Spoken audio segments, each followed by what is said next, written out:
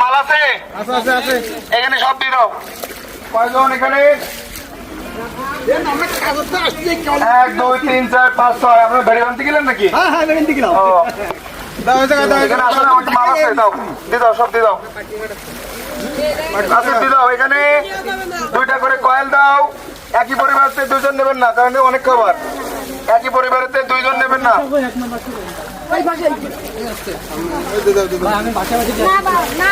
ঠিক আছে, ভালো হয়েছে। মোমবাতি দাও, মোমবাতি দাও, দিয়ে দাও।